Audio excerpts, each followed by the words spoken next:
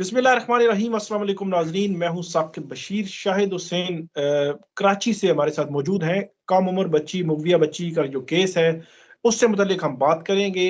ख़ासतौर पर जो मेडिकली जो तिब्बी मुआयना किया गया था बच्ची का, उससे मुतल्लिक पूछेंगे और फर्दर अब क्या होना है इस केस में, क्योंकि इस्लामाबाद में से हम रिपोर्ट करते हैं और कराची से जो स्पॉट पे जो कवरेज है वो शाहिद हुसैन जो हमारे दोस्त सहाफ़ी वो करते हैं। शाहिद भाई, आपका बहुत शुक्रिया। सबसे पहले तो ये बताइएगा कि जो बच्ची का जो तिब्बी मुआयने के हवाले से वो होना था मामला, वो हो चुका है। फर्दर अब क्या है, रिपोर्ट्स के हवाले से क्या आपके पास खबर क्या है?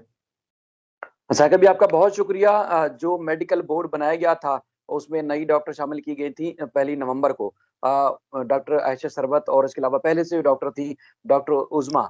उन्होंने जो उनके विजिट थे, जो बच्ची का तिब्बी मुआयना करना था, जो बच्ची का जायजा लेना था, उससे जो भी उसके ऊपर क्या बीती, उसके जो नफ्सियाती मामलात का जायजा लेना था, वो मुकम्मल कर लिया है और रिपोर्ट उन्होंने गुज़श्ता रोज सबमिट करा दी है। अब सिंध हाई कोर्ट के सिंगल रुकनी बेंच ने कहा था कि रिपोर्ट जो है ट्रायल कोर्ट में जमा कराई जाएगी, लेकिन ट्रायल कोर्ट के बजाय जो हमें मालूम हुआ है वो रिपोर्ट उन्होंने हाई कोर्ट में जमा कराई है और सील रिपोर्ट है। रिपोर्ट के अंदर क्या उन्होंने हवाला दिया है, क्या उन्होंने मुआयना किया है और उसके बाद फिर हतमी राय क्या दी है डॉक्टर्स ने, उस हवाले से अब तक नहीं कहा जा सकता कि उसके अंदर लिखा हुआ क्या है।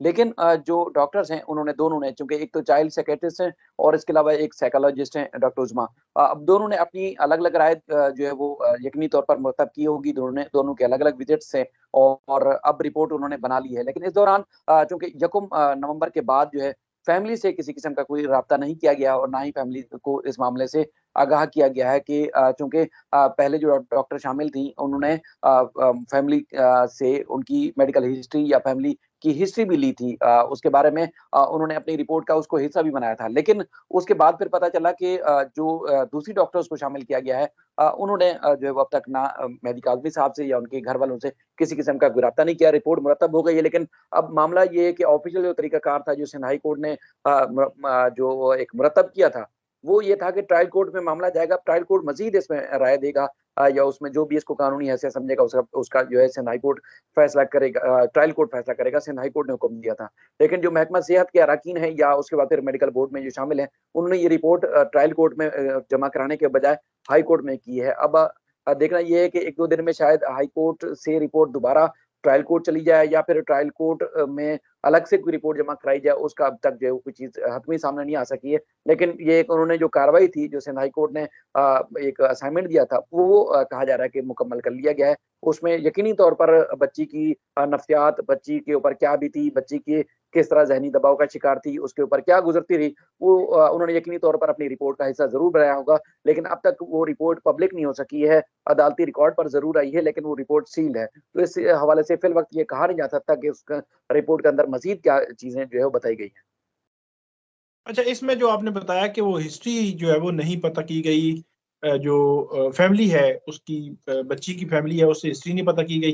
क्या अज्यूम कर सकते हैं कि जो प्रीवियस जो पता की गई थी हिस्ट्री, पिछली जो रिपोर्ट जो मुरतब करते हुए, तो हो सकता है कि उसी को जो हिस्ट्री के हवाले से वही उन्होंने शामिल कर लिया हो?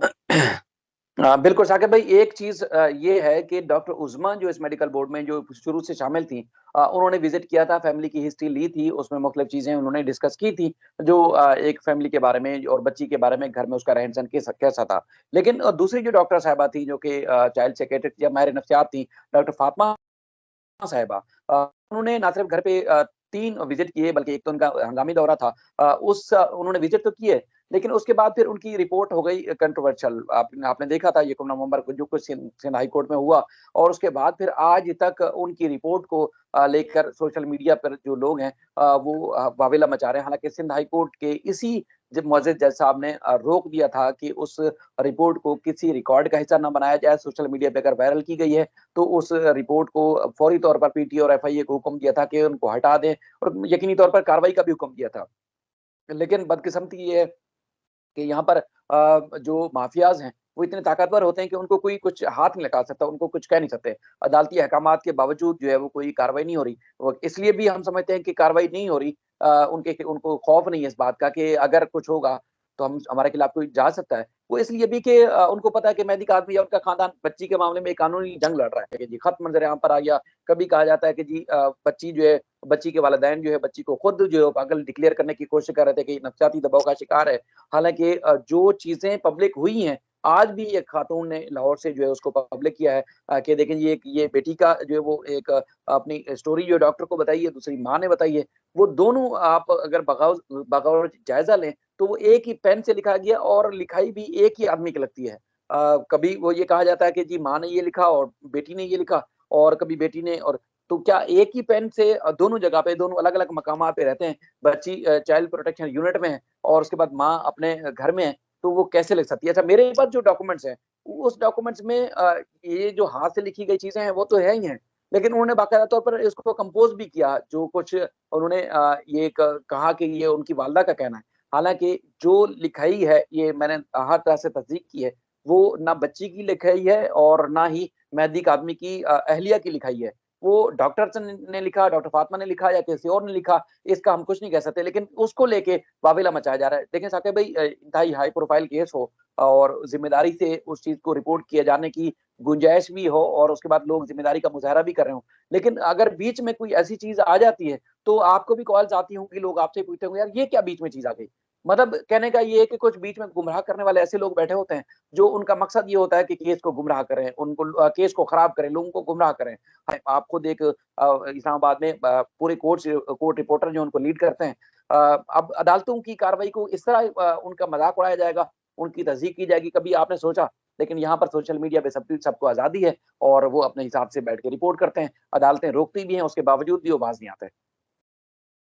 असल में यह है कि वो जिस तरह आपने निशानदेही की कि ये डेफिनेटली जो कोर्ट ने जिस रिपोर्ट के हवाले से जो ऑब्जर्वेशन दी, जो चीज़ें दी, उसको एक्यूरेट रिपोर्ट करने में तो कोई दो राय नहीं है। लेकिन ये एक सवाल अलमिया नहीं। है कि इस केस में बहुत सारी ऐसी चीज़ें जो है वो दूसरी तरफ से लोगों ने की जो डेफिनेटली जिसने फैमिली को हर्ट किया, और बहुत सारी चीज़ें जो है वो अभी भी जारी हैं। इसके बाद मैं पूछूंगा शायद भाई, आप एक तो आपने जो रिपोर्टिंग करते रहे डे वन से मैं आपको देख रहा हूँ, बड़ी एक्यूरेट चीजें हैं आपकी रिपोर्टिंग में, तो कोई उतार चढ़ाव भी नहीं होता। एक चीज पूछूंगा कि नेक्स्ट जो अब जहीर का जो मामला है मुलाकात के हवाले से, वो कहाँ तक पहुंचा है? अब 3 नवंबर को उनकी उस पे आर्गूमेंट्स होने हैं या क्या होना है? 30 तारीख सॉरी, तीन जी जी, दिसंबर को।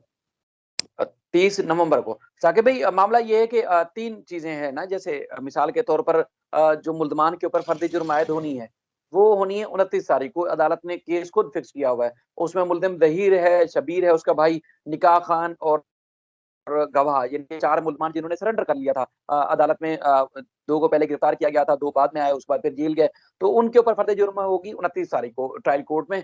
और इसके अलावा जो मफरूर मुल्ज़मान है उनका मुकदमा अलग किया गया है, क्योंकि मुल्ज़िम ने खुद अपनी वालिदा से, अपनी माँ से लाताल्लुकी का इज़हार किया, नूर बीबी और दीगर मुल्ज़मान से। वो 6 मुल्ज़मान हैं, जिसमें मुल्ज़िम ने खुद कोर्ट में ख्वाहिश का इज़हार किया कि इनका जो केस है वो सेपरेट चलाया जाए, और जो मफरूर मुल्ज़मान है जिसमें उसकी वालिदा भी शामिल है, उनका केस सेपरेट किया जाए। क्योंकि 4 बार वारंट की गिरफ्तारी जारी हुई और पुलिस उनको गिरफ्तार नहीं कर पा रही, और दोनों साइड्स के जो वुकला हैं या साइड्स हैं वो चाहती हैं कि इनका ट्रायल जो है जल्दी मुकम्मल किया जाए। अदालत ने जो मुद्दई मुकदमा के वकील थे उनसे उनकी कंसर्न ली थी, उन्होंने भी इस पे कोई एतराज नहीं किया। उन्होंने कहा ठीक है, जो मुल्ज़मान जो अदालत पेशी पर आते हैं इनके ऊपर चार्ज फ्रेम जो है वो करने के बाद जो है मजीद कार्रवाई आगे बढ़ाई जाए, ट्रायल को आगे बढ़ाया जाए।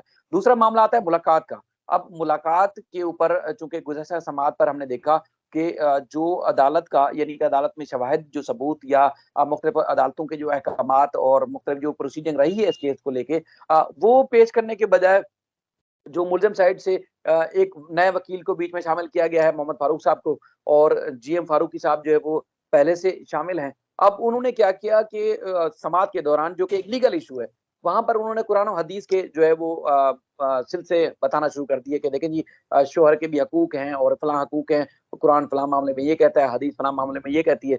तो उसमें चूँकि लीगल मामला था और आपको पता है कि ये आप उस दीनी मामले से हट के असल जो बहस हो रही है, असल जो केस चलाया जा रहा है, वो तो दीनी मामला अपनी जगह पर है, उसकी अपनी जगह पर हैसियत है, बिल्कुल उसको तो कोई डिनाई नहीं कर सकता। लेकिन जो कानूनी मामला है उस पे बहुत सारी चीज़ों को उन्होंने नज़रअंदाज किया या हक़ाइक़ को छुपा कर अदालत के सामने हमेशा से वो केस को रखते रहे। अब उनको काउंटर करने के लिए जिब्रान नासिर ने बहुत सारे डॉक्यूमेंट्स अदालत में नए जमा कराए, पुराने डॉक्यूमेंट्स में अपने जो कमेंट से जवाब था उसके साथ उन्होंने जमा कराए, और उसमें डॉक्यूमेंट्स के ऊपर पेजिंग नहीं थी। आपको खुद पता है कि जब वकील हजरात जो जज साहब को कोई भी पेज रेफर करते हैं तो उसका पेज का हवाला देते हैं ताकि जज साहब फौरन उस पेज पे जाएं, और जो वकील हैं दोनों साइड्स के, वो जो कुछ कहना चाह रहे हैं वो उस पेज से जज साहब खुद भी उसको देख लें कि क्या लिखा हुआ है। तो उस वक्त पेजिंग नहीं हुई थी, तो जिब्रान नासिर ने वक्त लिया कि हमें कुछ दिन का टाइम दिया जाए ताकि मैं ये जो जवाब होगा वो पेजिंग के साथ करके आपके सामने रखूंगा, ताकि इस केस में मजीद जो मुल्जिम साइड के हक़ छुपाए गए हैं वो उन पे जो है बातचीत हो सके, ताकि अदालत भी इस मामले का जो है वो जायजा लेने के बाद क्लियर कर सके। कानून तो मौजूद है आपके सामने कि जिसके ऊपर दीगर दफात हैं, यानी कि अगर रेप की सेक्शन आप कहें 375 या इसके अलावा 364 उसको भी अगर अलग करें तो यहाँ पर Sindh child restraint marriage act का जो है वो सेक्शन शामिल है। तो उसमें भी किसी भी सूरत जो है मुल्जिम जो है वो मुलाकात का मुगविया से हक नहीं रखता। लेकिन उनकी तरफ से दावा किया गया है कि उनके जो राइट्स हैं और जो उसको हकूक है जो दीन की तरफ से दीन भी देता है, तो लिहाजा उसको इजाजत दी जाए। अब अदालत ने खुद अपने रिमार्क्स में भी कहा था कि देखें जी, इस तरह की शादियां जो है वो कभी कामयाब होती नहीं है, बच्चियों के पास कोई रास्ता नहीं होता। एक तरफ से जो लड़के की साइड के लोग हैं उसकी तरफ से परेशानी का सामना होता है, फिर माँ बाप के पास जाएं ना जाएं तो और कहाँ जाएं। ये जस्टिस आफ्ताब अहमद गुरर साहब ने रिमार्क्स में कहा था। अब देखना ये है कि अब 30 तारीख को दलाइल होंगे, अब अदालत क्या मुलाकात की इजाजत देती है नहीं देती, लेकिन कानूनी माहिर हमें बार बार इस बात से आगाह रखते हैं कि वो कहते हैं कि कभी भी अदालत ऐसे मुल्जिम को इजाजत दे नहीं सकती, क्योंकि जिसके ऊपर ये साबित हो चुका है कि मुल्जिम ने जालसाजी की, झूठ बोला, उम्र का तयन हो चुका है, तो उस मुल्जिम को किस तरह जो है वो मुलाकात की इजाजत दी जा सकती है। तो अब ये देखना है कि 30 तारीख को क्या फैसला होता है इस मामले में। बहुत शुक्रिया शाहिद भाई, आपने बड़ी तफसील के साथ बताया कि एक तो मेडिकल रिपोर्ट के हवाले से और जहीर की मुलाकात और दीगर जो चीज़ें हैं इससे मुतल्लिका जो काम उमर बुच्ची मगविया बच्ची के केस के हवाले से। बहुत शुक्रिया आपका, और नाजरीन आप हमें फीडबैक जरूर दीजिएगा। अल्लाह हाफिज़।